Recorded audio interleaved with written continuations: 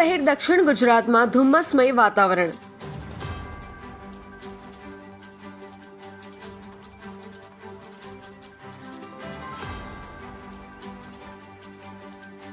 ધુમ્મસમય વાતાવરણના કારણે ખેડૂતોને નુકસાનની ભીતિ.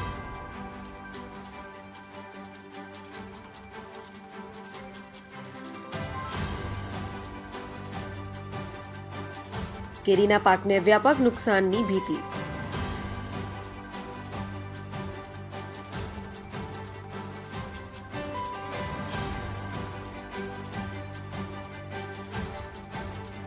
ઘઉં અને ચીકુના પાકને પણ નુકસાન થવાની શક્યતા.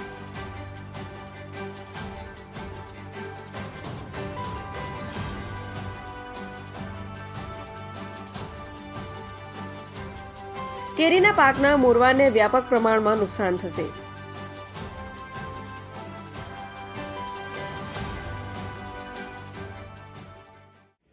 આજે સમગ્ર દક્ષિણ ગુજરાતમાં ખાસ કરીને ઝેરીય ધુમ્મસ થઈ રહ્યું છે. એને કારણે કેરી પકવતા ખેડૂતો અને ખાસ કરીને ઘઉં અને ચીકુના જે બાગાયતી પાકો છે એમાં નુકસાન થવાની ભીતિ છે. એટલે ખેડૂતોમાં ભારે ચિંતા આજે પ્રસરી છે. અને જે રીતે ગ્લોબલ વોર્મિંગ જળવાયુ પરિવર્તનની સીધી અસર ખેડૂતોને અને ખેતી પાકોને થઈ રહી છે, એટલે ખેડૂતો ખૂબ જ ચિંતિત છે.